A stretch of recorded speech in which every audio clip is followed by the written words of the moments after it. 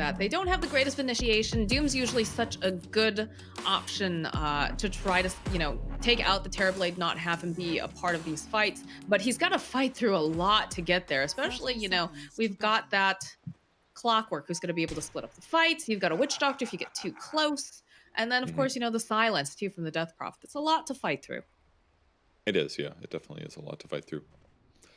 If Leshrac has a decent game, I think it could be a little bit easier for Business Associates because Leshrac's going to have to be the one that ideally gets up in the front. Doom can do this too a little bit, but they need to have opportunities to start fights in a good way. And it can be really difficult. And I think the Clock and the Axe look like just really good ideal initiators, basically. They're going to run on SVG a little bit, do some damage here. I love Brax. Just hey, buddy. Give me a high five. Oh, come on, SVG. Brax just runs him down. Snaking doesn't get his damage in. Oh, that's true, yeah. He wasted his stun, that's all I mean. Okay, so it's going to be an Axe Clockwork versus a PL. PL versus Clock is really not a big issue at all. You can jump out of the cogs. You can also doppelgang to create illusions that will tank battery salts for you. So this shouldn't be too bad for PL. I think CM might have a little bit of a hard time, but it should be about it. I feel like that's a bit of an understatement. Yes, Crystal Maiden's got to be very, very careful in her positioning in that top lane because even though the PL does have an escape, Crystal Maiden decidedly not as much. Yeah, so she's going to take all the pressure. Oh, this is terrible. Yeah, it's going to be very difficult for her to do any sort of harass. In the bottom lane too, look at this. So with that meta is Snaking. No, he has a Fairy Fire. All right, you are getting that value last hit out here with the meta, but both Brax and Snaking sitting quite low. They are. Are they going to try to kill Snaking? All right, big stun. They're very close to it, but I don't think UR wants to chase after him too much. Would rather hit the creeps. Okay, not bad. Yeah, Snaking gets stunned there by a cast key. Definitely would have died. He can secure some range creeps, which is kind of nice. That's one alright thing about Lion as an offlane hero, but he brings a lot of regen up. But more. No boots rush for him. Just hoping to stabilize the lane for now. Oh, that's so annoying, the mana drain. Yep. Always drives me nuts. Mid lane, though, looks like right now favored over to the side of Quinn. This is a hero he's very comfortable with. And currently ahead in CS 9-4 and 5-1 over here on Moo. Yeah, Quinn doing a great job in this lane so far. Little Maledict on Doom. Oh, he does eat a magic resistance creep, though. This is really nice, actually. It's going to give him, what, 10% magic resistance or 5 or something like that? 10. Yeah, that's pretty nice, actually. It doesn't do a huge amount, but against Maledict, it's really effective here. Again, just trying to push them off of the support.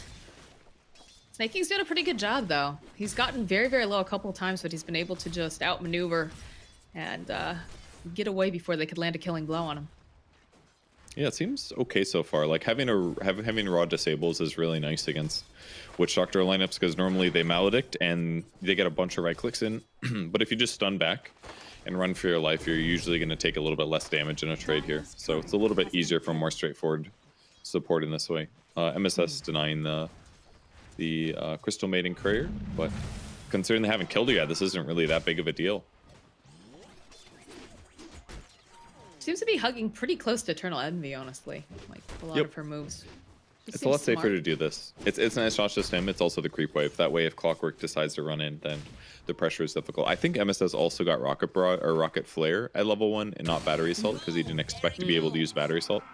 Yeah. Just to try to harass her as much as they could.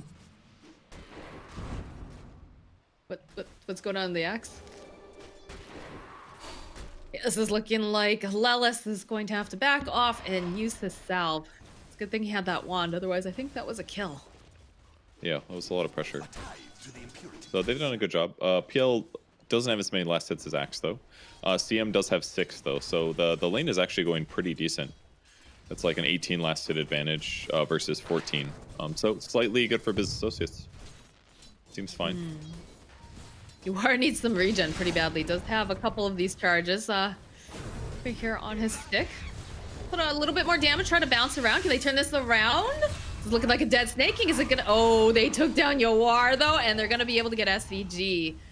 Brack Dude, I was confused should watching him. survive this. Yeah, I think so. He just stood there, and I was like, oh, he's just gonna die. What is he doing? And then Yeah, I look I down and I don't- see TB dying. Yeah, I'm a little surprised that Yawar stayed around for that long because I think the kill was already secured at that point. But I'm sure they're guess very he just, pleased about it you know. on the side of business. Yeah, absolutely. They've got to be happy. Another salve coming for Doom. He's almost got phase boots for himself here.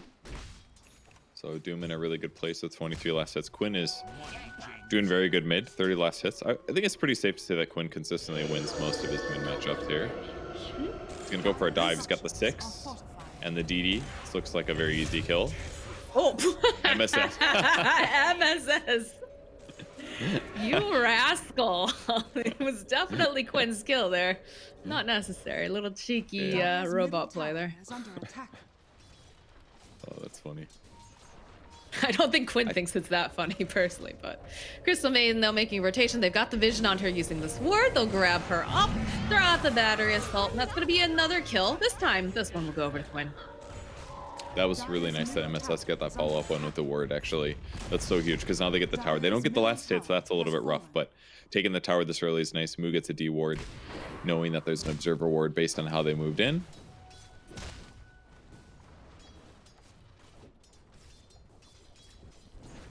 I feel like we've been seeing less players get the last hit on towers recently. At least in this, I feel like a lot of the times it just goes over to the Cardi or whatever.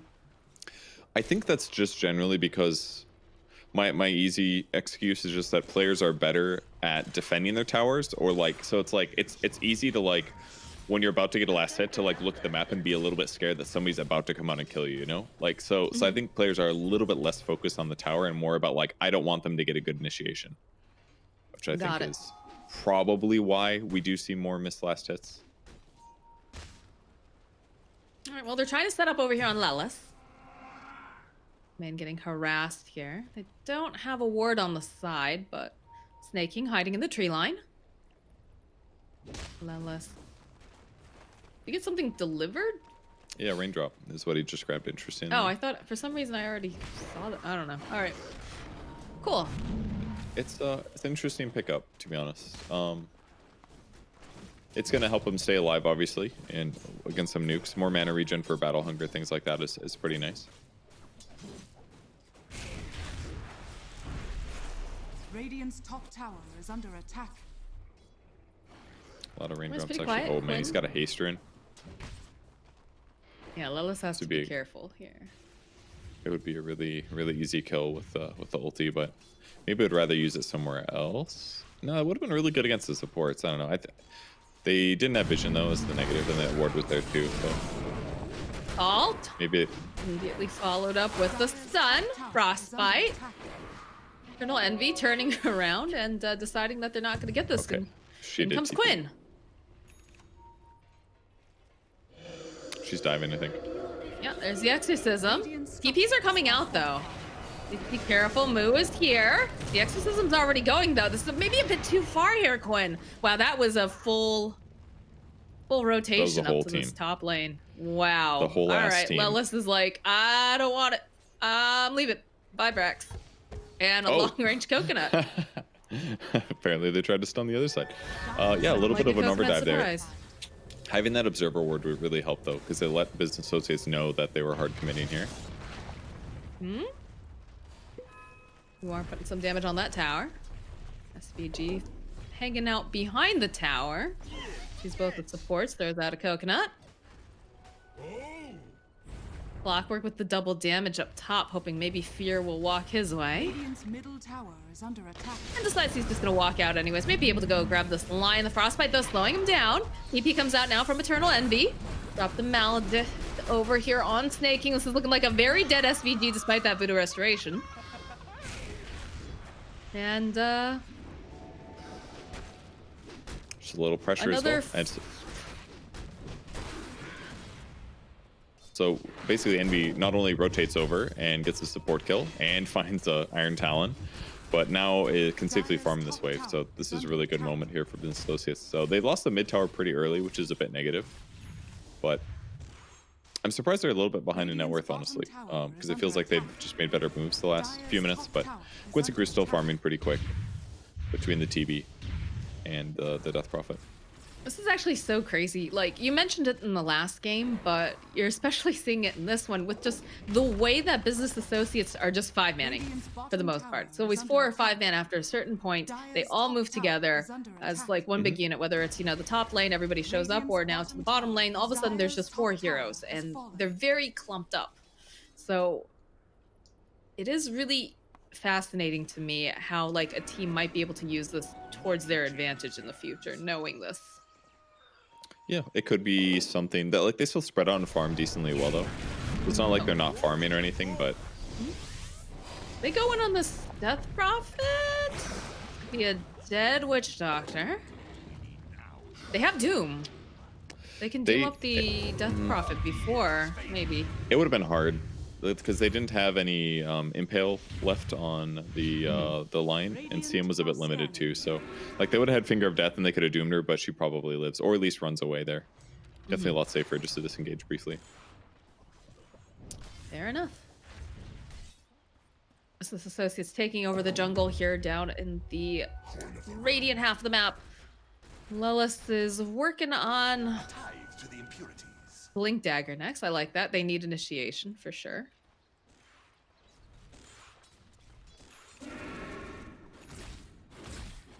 Radiant's From bottom completed tower now. is under Doom. attack. Everybody hard at work farming. Leshrac didn't get very many Edict levels this game. Maybe felt like it was more valuable to go more lightning to destabilize lanes a little bit. So that did hurt him a little bit in terms of his ability to get things done on the map. But considering he's still farming really fast, it looks completely fine. Well, that's not true. His net worth is actually quite a bit lower. This could be one of the reasons why, other than some of those early deaths. But they're sitting around Quinn on the mid lane trying to protect him, maxing out Maledict here, which would make it really easy to kill Leshrac and Doom if they can catch him. They're looking Pretty for Doom. fast See if they though. can let Hook him shot doesn't connect. Drums are gonna get popped. Lilith is here. He doesn't have that Blink Dagger just yet, but he's trying to make his way over. They get the Doom off over onto the Clockwork. I don't think he minds too much. Spirit Siphon comes out, a couple of hits. Again, that Maledict over on the Doom should be a kill.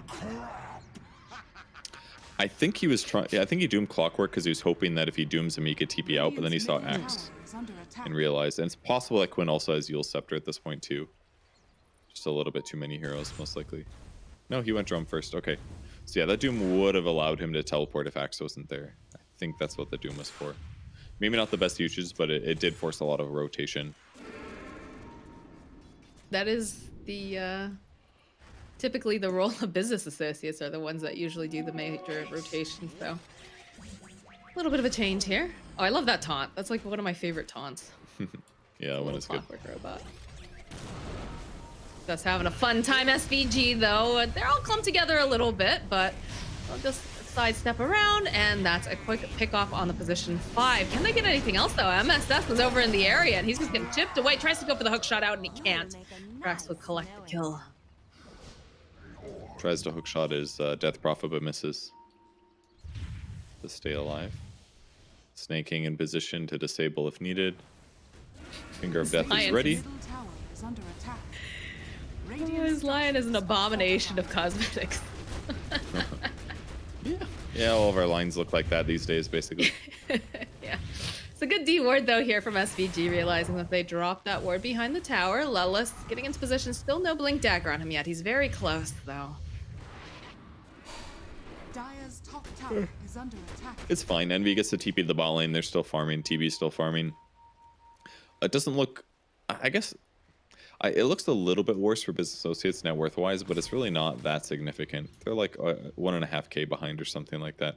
They still have 3 relatively farmed heroes. Doom's going to be able to keep up his net worth. Leshrac's going to be able to keep up net worth. PL will as well. Just kind of comes down to like team fight execution. But the execution is just a lot easier on the Quincy Crew side with the heroes that they have. Clockwork is going to be able to hook shot in and possibly force Leshrac into TB. Last time we saw TB versus Leshrac, it was pretty scary for Leshrac in the mid game when TB's damage became too high. So I just feels like as the game scales on, Quincy Crew has the easier to execute lineup to me. But Doom is a very good ability, and it can definitely shut down and prevent TB from doing good stuff. So I don't Again, know. though, It comes he's down to gotta Brax's fight. Doom. He's got to fight through so much, and they did just pick up the Blink Dagger now over on Lelis. I wouldn't be surprised to see some sort of a smoke. I just feel like with what Quincy Crew has for their lineup, they're gonna be able to make things happen a lot faster and easier than what the business associates have packing here. Dire's bottom tower is under attack. Yeah, I agree with that. Like pressuring towers and stuff with AP is pretty straightforward. Turn on the ultimate, they're gonna have to fight into you, and they can set tempo better that way. Like Edict is really good too, but Leshrac is just a lot squishier and more vulnerable to these initiations. Radiant are scanning. All right, well, the hunt is on. There's a lot of people over going towards the triangle. Quinn showing himself might get initiated on. I hear a hook shot on the back lines. And it is, of course, that Leshrac. Moo trying to fight through, but there's just too much CC. And on the back line, looks like Lelis was trying to get the jump on someone. Doesn't quite manage to hold them in place, though. Yeah, it looks like he did a blink call, but didn't catch anybody. Not sure. So they move around. They get the Leshrac, which is a really big kill. It's going to leave Leshrac the lowest net worth core on the business associate side. But now this fight looks okay. Looks like immediately they want to run away on the side of business. There are just too many heroes from the side of Quincy Crew ready to fight them, and I don't think they want that right now.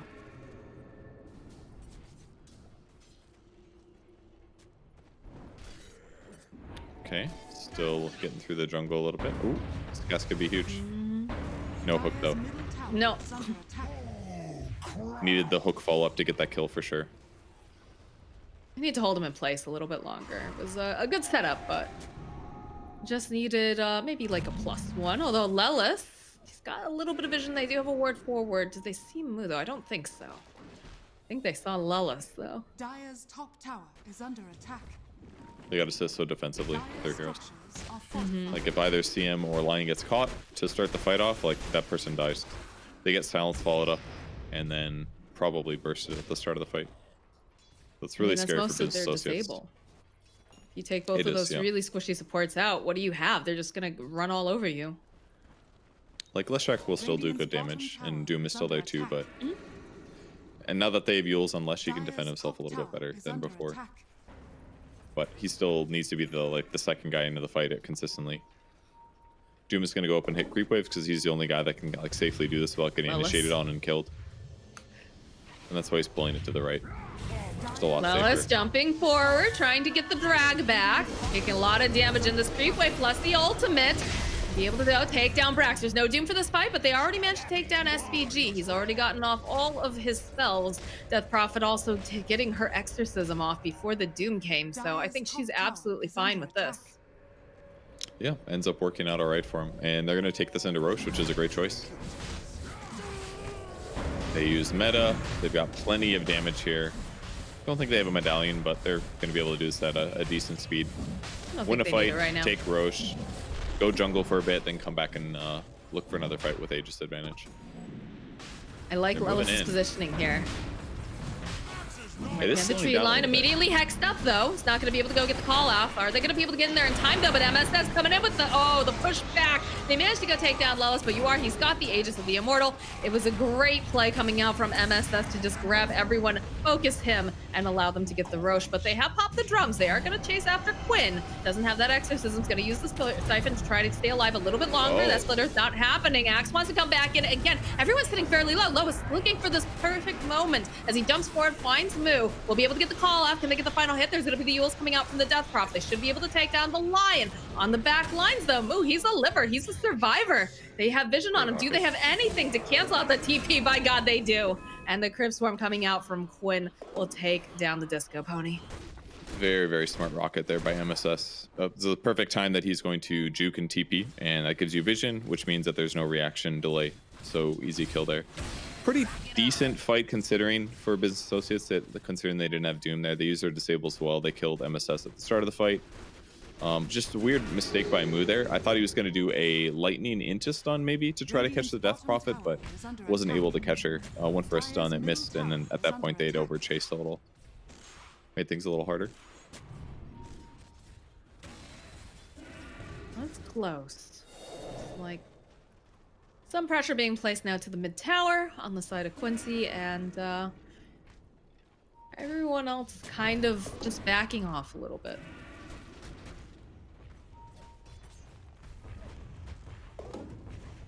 Sinking has 5 kills. Holy crap, 5, 2, and 6.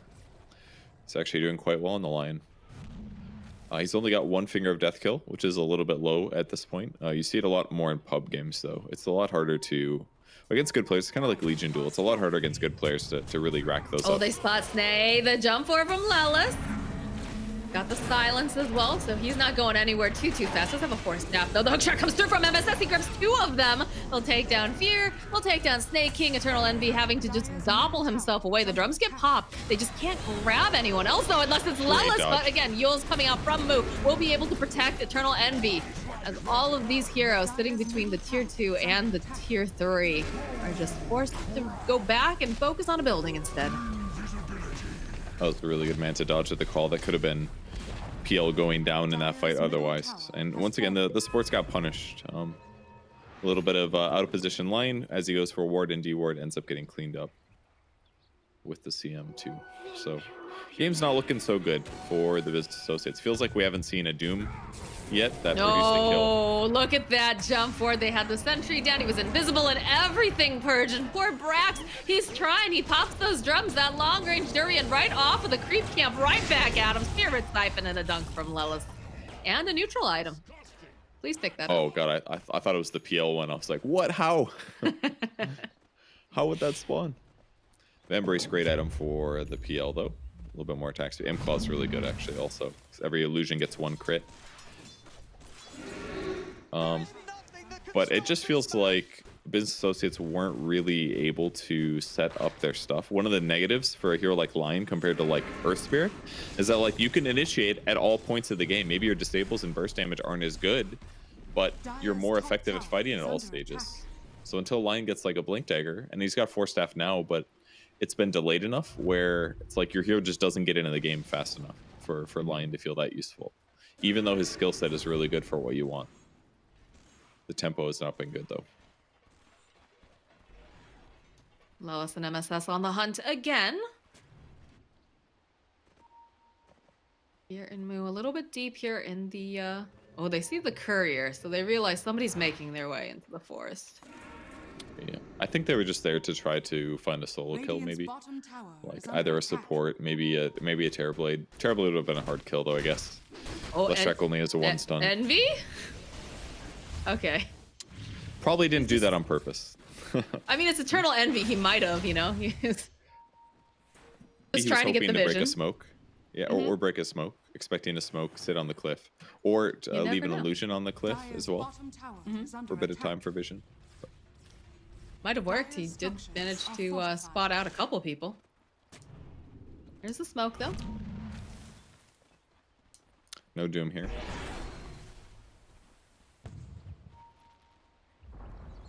Regenerate snapped up here from Moo. UR takes the tower. It's like they're just using the smoke to try to move into another part of the map. They're trying to dodge what the Quincy Crew wants to throw at them right now. He just gets reclaimed. Dire's bottom tower is under attack. So a little bit more time here for the Business Associates before they start really running at their buildings a little bit more. But... Radiant's top tower Just a lot harder for them to find grabs here. This draft is just a little bit wacky. Dire's bottom tower I think like CM is fine as a support right now, but it feels rough to have CM and another hero that's tankiness is very similar in Lion. Just makes your draft a little bit too weak. That's what it feels like right now. Even though Snaking has done a really good job, his KDA has been good, but it doesn't feel that useful. Feels like he could be doing more, or you could have a support board that would be doing more. Silence thrown out immediately on the Crystal Maiden. Exorcism just shredding through the base. Frostbite's gonna get used. The BKB coming out from Brax will get the Doom off. You are though. He's a big boy. He's up front. He's got his own BKB, and you Doom up the Death Prophet, but she's still gonna get healed. Lelis somehow got the kill. What? Guess he must have put out the Battle Hunger. Yes. Yeah. This Death Prophet doesn't care that she got doomed. She already got her exorcism off. She has a witch doctor who can save her. She's definitely worse when doomed. Like not being able to spirit siphon, silence, things like that is definitely a big deal. They were just hoping to grab her before she BKBs with a stun, and they weren't able to do it. If they doom her and stun her pre BKB, then they could maybe get that kill. SCG, the Force Staff comes through from Snake King. Hex up, slow down, split Earth, and one big ol' sword hit from Brax. I think there's a lot of Lion players out there that are like, why didn't he use Finger of Death? And it hurts to watch, but believe it or not, guys, it wasn't the right time. Because now he's still got Finger of Death. Use it for another fight. Yep, with one kill, though, they are going to be able to pressure the tower a bit. Radiant structures are fortified. Fortification gets used over in the mid lane, just trying to buy a bit more time. I don't think you actually want to go and defend this, though. Radiant's middle tower has fallen. Final hit. What's the move here for Quincy now? They've just lost their mid tower. You've got a pretty powerful axe. I think they're doing completely fine, basically. They're feeling good. They're winning net worth-wise, and they probably know this by checking items on the enemy team. Once Butterfly comes out on TB, he's going to be a lot less worried about the Phantom Lancer. And even the Doom hasn't felt that effective against Death Prophet so far. Quinn's been farming very well. He's been doing a good job. And also the Doom and the Leshrac, their net worth is not really scaling super massively high. So I don't think they should be too worried on the Quincy Crew side. They just keep playing the game as it is. Keep getting your advantages. Don't make any mistakes, and they'll eventually take a win. That's what it feels like right now. I will say that Lelis just has a preternatural sense on where people are going to be, and just paired up with MSS2, they're just gods at positioning. It is so fun to watch, like the way that you see, one of them jump in and then the other one just immediately push half of the team away so they can just focus down that one hero. Really fun to watch. But Roche is back up, so maybe that'll be the next objective. In fact, Juar says, yeah, you know what? Let's do this. Let's go. Not a massive amount of AoE coming out from the side of business associates that they have to worry about, and they have lots of good ways of dealing with what they would like to throw into the pit at them. So. No one's even closer, but I don't think business associates, maybe they realize that Roche is up, but it's really hard for them to fight into it against Axe and Clock. All it takes is like one good hook shot and you're out of position, and he separates your fight and you can't win. So the lineup disadvantage, it feels really big in terms of how they approach fight here. Maybe they're expecting to win the laning stage more or something with their hero picks, like Doom plus Lion had some decent potential, but hasn't felt really one-sided yet.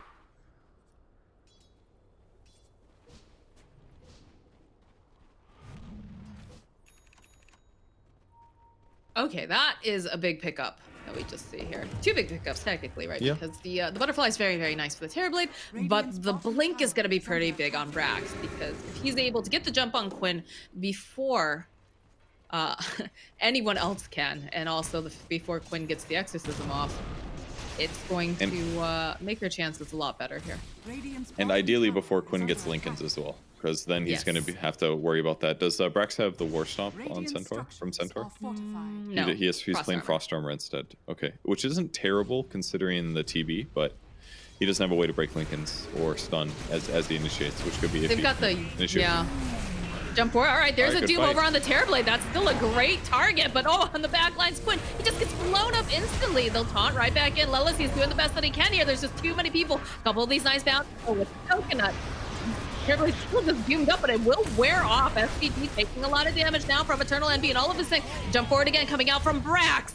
They're going to try to chase them down. It looks like they'll finally be able to take MSS down, but now Eternal Envy, off on the side though. Move perhaps going just a little bit too far. They'll be able to go and get the kill on the support, but are they going to be able to get anything else? This Diffusal Blade is just doing so much, just taking away all of this mana here. Rather, Eternal Envy trying to fight through here with Yuar. That is going to be the Aegis.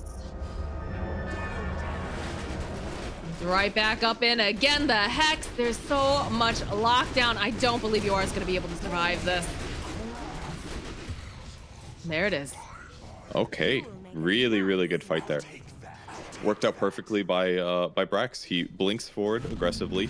He dooms the TV, which stops meta and basically all of their damage. And then at the same time that he goes in, they chain stun the Death Prophet pre-BKB and use Finger of Death.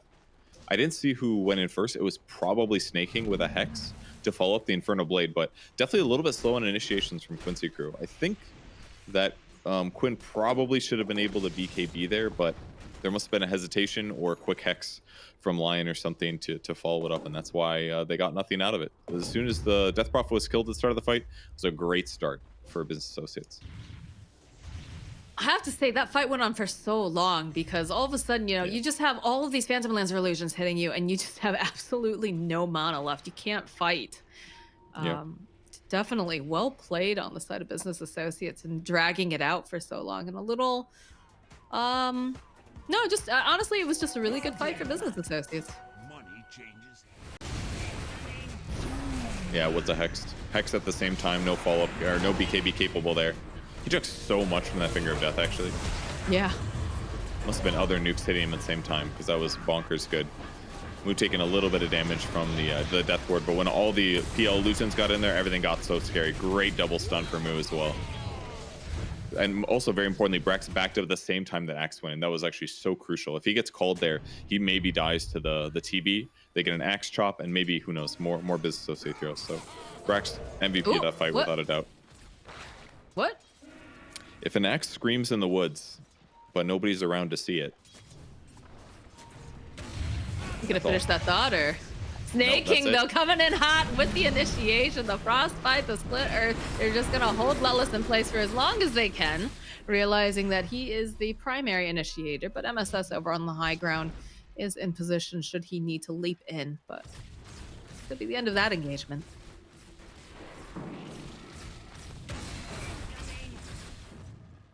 And I want to know what the other half of that, if an axe screams in the woods. Well, normally you say, did it make a sound when the tree falls in the woods and no one's around to hear it? Does it make a sound? But oh, okay. I just didn't. I just figured that was implied. Everybody's heard that, right? No. And it's a dumb one anyways. If a tree falls in the wood and no one's there around, does it make a sound? Of course it does. It's a damn tree falling in the woods. In my example, if an axe screams in the woods, I think he's making a sound. Yeah. He's literally. I don't know. The verb, so. Although I don't know if Business Associates could hear him due to the fact that he was smoked. That's a better question. Ooh, that is a good question. Does smoke actually block sound as well? Yeah. I'm sure the audience is like, just cast the game. Shut up, you two. Yeah, they're like, guys, the DHL drop is over. Please just cast the game. Ooh, that would be a good DHL drop question. Be like a trolley question, though. Wonder what our panel would think of that. I'll have to message them later and see what they think.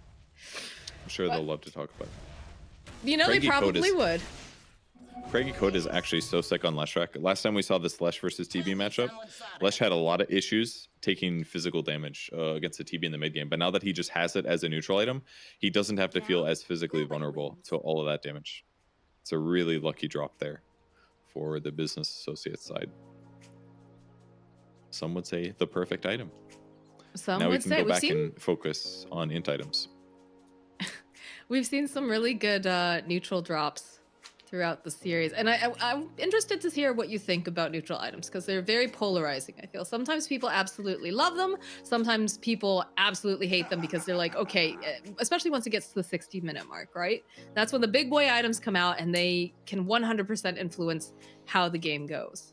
What are your thoughts? I think the general complaints are too strong. If pro players are complaining about marginal advantages from neutral items, I respect that a lot more. But the average pub player, I literally don't care, because with the exception of some of the ones that got removed that were too broken, like what was the one that was a gem that gave you stats? That one was so good. Oh, the third eye.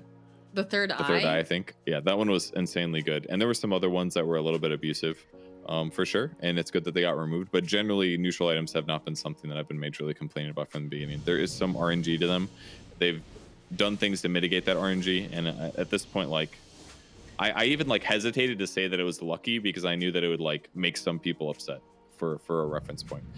So there's so many things that happen in a Dota game. It's very easy to point at one small thing and be like, oh, that's why I lost. But there's so many things you could have done before then to make that small luck thing not matter, So Quit So crying. Purge's answer to this is, yeah, I was about to say, Purge's answer to this question is get good. Neutral items help a little bit, but not as much as you'd think. In a Yeah, nutshell. that's basically it. All right, respect for that. It's like Eternal Envy has reconnected to the game, so hopefully his connection is stable and we'll be able to start fairly soon. There's so many particles going on over there in that cluster of Eternal Envies. Yep, just glitter everywhere. All right, looks like we're good to go.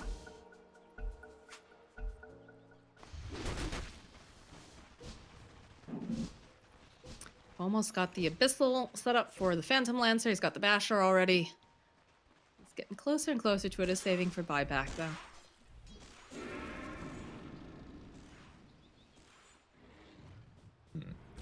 So now they just gotta keep the map spread out again. Look for solo pickoffs, force business associates back in their base. If Quincy does the wisest possible thing, they're just gonna keep map control for a while once again, and this will transition to maybe business associates taking another good fight. But if all things go well for Quincy Crew, they're just gonna play safe for now. Nice to have line against TB. That's another thing that we didn't think about during the draft, at least. At least I didn't hear it. Mana draining against the TB split pushing illusions can be really, really nice. Saw in another game too. What was it? The Naga Siren game where they like start to get like Dagon as well. Yep. Yeah. Mana drain's definitely a lot safer than buying a big item. Oh yes. Yeah, clearing illusions. A lot cheaper too is because it's pretty already important. built in. Yep. Got Abyssal on Abyssal PL now. complete. It's pretty solid. Yeah. 400 health pickup talent over here on Death Prophet. She's very tanky. Just dodging mostly, it seems, over on the side of business associates for now.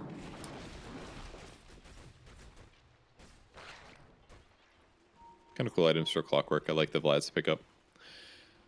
Bunch of damage for his TB and lifesteal too to help him fight to the death even if he gets doomed, especially against a PL. It'll be pretty nice. Once he makes Satanic and has Paladin Sword too, and Vlad's on top of that, he's gonna have so much lifesteal. On the bright side for business, they have so many disables that they should be able to still kill him. They're looking for a fight though. Pretty good positioning for Quincy. Tanky guys up in the front, support sitting in the back. That's the dream, but smoke gets used over here on business. They're on the hunt and hoping that they can maybe infiltrate into the back line. They're gonna start with an Abyssal most likely. If they can find someone, Scan though, that's the is question. what almost procs actually. They almost walk into it, but it doesn't hit. So they're looking at Tricamp instead. That illusion got killed, they know.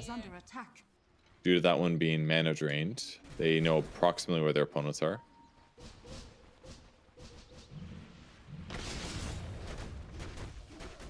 Still just a dodging back and forth, although they're still clustered together. Look at Fear. I love his positioning here on the high ground. Immediately breaks the smoke. He's going to be the one who gets ganked here and sidesteps the silence. Throws out this... Oh, but the jump forward here coming out from Lust, trying to drag them right back in again. They get so many good bounces. Fear is just obliterated. Quinn already popping the BKB, though. Immediately chases after Brax. They don't want to have to deal with the Stoom. They don't want him to be a part of the fight. Exorcism Ghost coming out. Should be able to get the kill over here on Brax.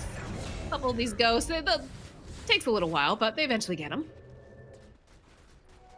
Yeah, his BKB was a little bit late. The fight was a little weird by Fear. I would have liked him probably just maybe just frostbite and run, but maybe he's just trying to like limit the enemy from initiating that kind of a thing. Him attacking and stuff just gave his opponents more opportunity to go in, I felt like. But can they take Roche in time? Oh no, it's gonna be bad for NB. Missed stun. Not looking good for him. The silence, oh, the long range Durian right next to the lion. Oh no, what are the chances? That comes in from MSS, so he's not quite able to go and grab him, but it doesn't matter. Envy's down for 70-something seconds. They go and they grab up Snake King. He's gonna be the next to fall. Fear tries to just throw a little snowball here and there, but can't seem to do much. Man, that Force Staff almost saves him, but the cask was perfect in that circumstance. Roche ends up the Roche is dying. finished. He gets the solo kill. He's going to leave the Ag's Blessing on the ground because he doesn't want this and he does not have space for it. I assume it's going to go to Death Prophet. This is going to be a perfect item for her. Yeah, I'd assume so too. Very good on her. Clockwork will pick it up though. Axe, it can be okay, but probably not necessary when they have BKBs. No, he's just holding it for now. Oh yeah, it's almost for sure going to go to Death Prophet. Oh, okay. I gotcha. I know. They're going to try to get kill here. This could be good. Never mind. No PL. Smooth purge. There's a nice setup though for Snaking, but the follow-up coming out from Lelis. A couple of these bounces. Braxo on the back line. Tries going for a Quinn, but it's a Lincoln. He's not able to do anything with that. You are still alive, ticking down with a little bit of the damage. The shot comes up from downtown. MSS cleans up Snaking. Chases now after this poor Crystal mid. They have dust. That Glimmer Cape is not going to keep you alive there, sweetheart. Lelis dragging everybody back. They get the kill on the Crystal mid, and they're still just going to town on poor Brax. He can't climb away. They'll turn their attention back to the tower. They still have an Aegis. They still, I believe, have Cheese, and everything's looking real good now for Quincy. And it looks like this game is over. 20k gold advantage here. They've Doom got wasted here. Another initiation.